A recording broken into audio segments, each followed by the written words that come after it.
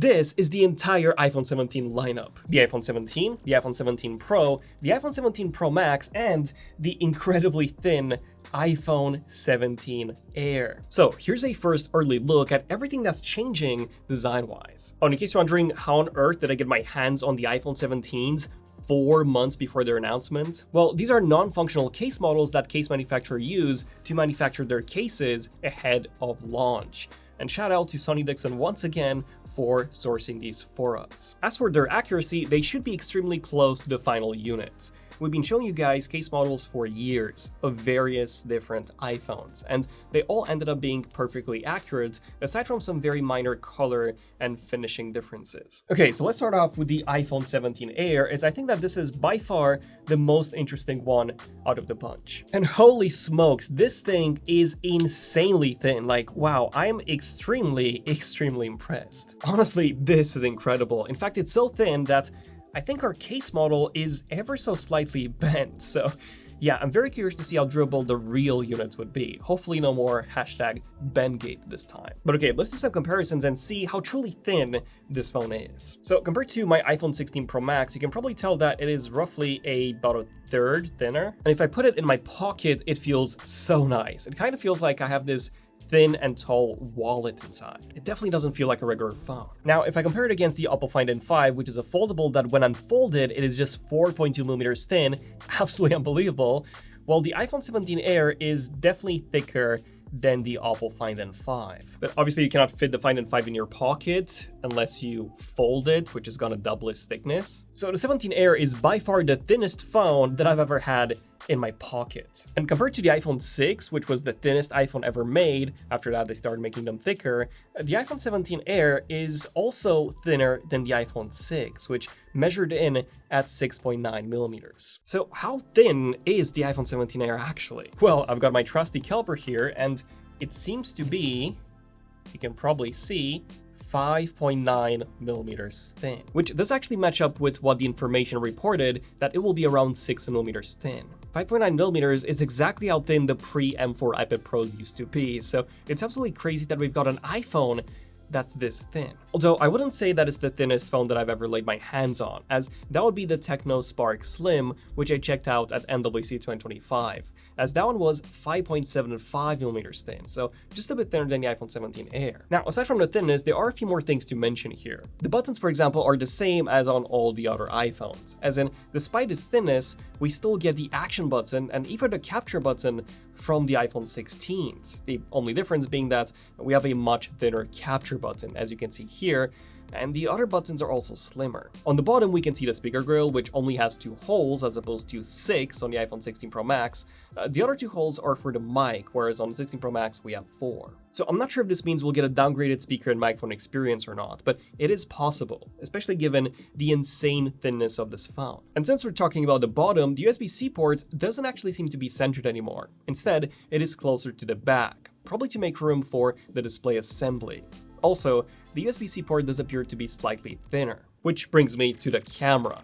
And as you can see, this is a single camera module, housed inside this very large rectangular camera island, just like in the leaks. This seems to be made out of glass, just glossy, as opposed to the frosted glass that we have on the rest of the back. There were some rumors that the back may be made out of metal, although at least on this dummy unit, this is glass. Now, going back to that single camera module, this camera bump is just massive. So there is a chance that we could see the same main sensor as on the 16 Pro and 16 Pro Max, at least based on this thickness. However, the 16E, which also had a massive camera bump on the dummy unit, ended up having a much smaller camera bump on the release unit. Regardless, this is expected to be a 48 megapixel sensor. Apple has 3 48 megapixel sensors here, with the one inside the 16E being the smallest, followed by the one inside the 16 and the one inside the 16 Pro and Pro Max. So I do hope that Apple gives us at least the 16's 48 megapixel sensor here. And lastly, I should mention that this is supposed to replace the iPhone 16 Plus, so there won't be a 17 Plus this year. Instead,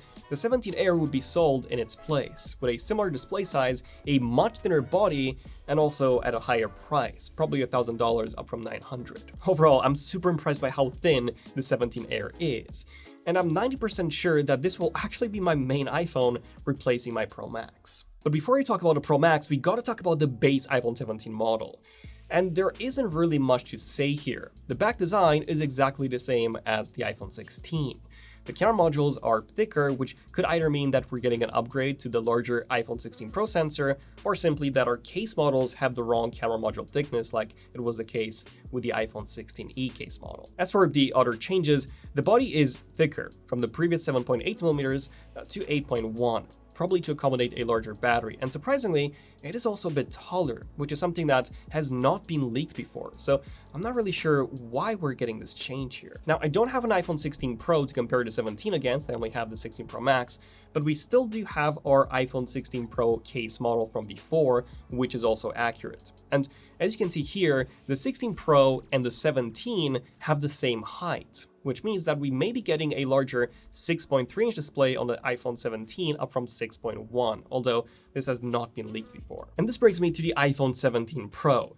But before that, if you're looking to make your lock screens look incredible, you can check out our free app wallpapers. Each design is a 1x1 8K image, so it scales to any device, making a pack like Lucid Loops look awesome on your phone, tablet, or even on your desktop. Our designers are from all around the world, and they're all responsible for these awesome designs. You can check them all out on this dedicated creator page or on the store page where their name is always displayed below their work. Each artist has a different style, so there's always something for you to like. Wallpapers is free to download, and with each pack drop, you also get the first design for free as well. And right now, you've got over 100 free 8K wallpapers to pick from, with no ads as well. You can get wallpapers for free on iOS and Android, and you also support the channel and our designers if you check it out using the links below. Now, back to the iPhone 17 Pro.